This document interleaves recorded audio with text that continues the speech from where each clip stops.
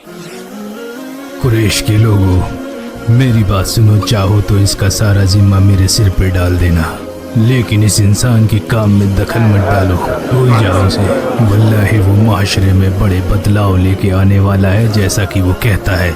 अगर इस बीच में उसे अरब मार डालते हैं तो तुम्हारा काम वैसे भी पूरा हो गया, और अगर उसने फतेह पा ली तो उसका मुल्क तुम्हारा मुल्क और उसकी इज्जत तुम्हारी इज्जत होगी, और उसे लेकर तुम सबसे ज्यादा। मुझे लगता है अपने मीठे अल्फाजों से उसने तुम्हारे ऊपर भी कोई जादू कर दिया है अल-वलीद। ये मेरी अपनी राय है, मानो या ना मानो। वल्लाही मेरे अब्बा ने हकीकत बयान की है।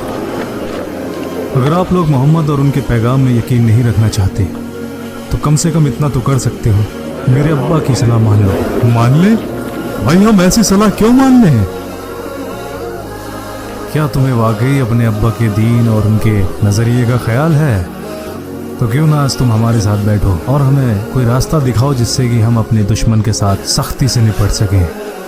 मैंने सुना है कि तुम बहुत होशियार हो, और अब तो तुम्हारे साथ सालिम भी है। हमें इसकी भी दानिशमंदी की जरूरत पड़ेगी, क्योंकि मोहम्मद ने हमारे लिए काफी मुश्किलें खड़ी कर दी हैं। हो सकता है कि शायद ये हमारे लिए कोई रास्ता निकाल सके। बताओ ना सालिम, हमें मोहम्मद और उसके सहाबाओं के साथ क्या करना चाहिए? क्या हम उन्हें भूखा रखें, या प्यासा मार दें, या फिर उनके साथ मारपीट करें, और या फिर हर जगह जाकर उन्हें बेआबरू कर दें? बस करो अबुल हकम, तुम मुझे अबू जहल क्यों नहीं बुलाते जैसा मोहम्मद तुम्हें सिखाता है? क्या कह रहे हो अबुल हकम? क्या तुम नहीं जानते अबू दैफा मुसलमान हो चुका है, और साथ ही इसका अजीज खलील दोस्त सलीम इब्ने पता नहीं कौन। तुम जानते हो ये मेरा बेटा बन चुका है। हाँ मैं जानता हूँ तुमने इसे गोद लिया है, लेकिन जहाँ तक इसके असली बाप की बात है, अल्लाह की कसम मुझे बिल्कुल इल्म नहीं, जैसे इसको इस अपने बाप का इल्म नहीं है। रसूल अल्लाह ने बिल्कुल तुम्हें सही नाम दिया अबू जहल। तुम वाकई सच से मुंह फेर कर लोगों में जहालत फैलाते हो। सुना आप लोगों ने, तुम अगर हमारी इज्जत नहीं कर सकते तो कम से कम अपने बूढ़े बाप अल-वलीद का तो ख्याल करो। तुम्हारी इन हरकतों की वजह से उन्हें कितनी शर्मिंदगी उठानी पड़ सकती है, तुम्हें इस बात का। चुप हो जाओ अबू अल हकम, वरना तुम्हारा हश्र भी आज बुरा होगा। तुम इससे ज्यादा और कर भी क्या सकते हो? अल्लाह की कसम, तुमने अपने बाप का दीन मिट्टी में मिला दिया।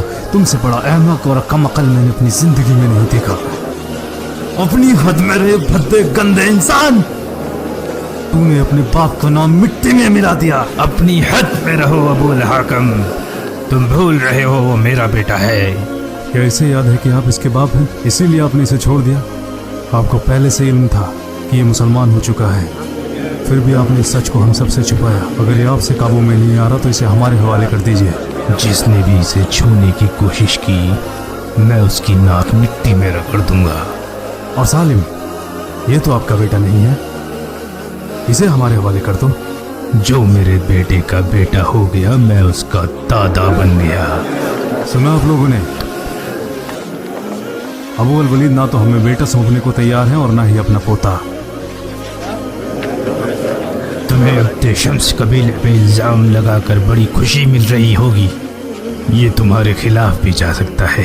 बेहतर होगा पहले अपने गिरेबान में झांको। तुम्हारा भाई सलामा इब्ने हिशाम और उसका सुतेला भाई अय्याश इब्ने अबी रबिया दोनों मुसलमान हो चुके हैं। हमें बदनाम करने चले हो। बताओ तुमने ये बात लोगों से क्यों छुपाई? जिनके घर शीशे के होते हैं वो दूसरों के घरों पर पत्थर नहीं मारा करते अबुल हाकम।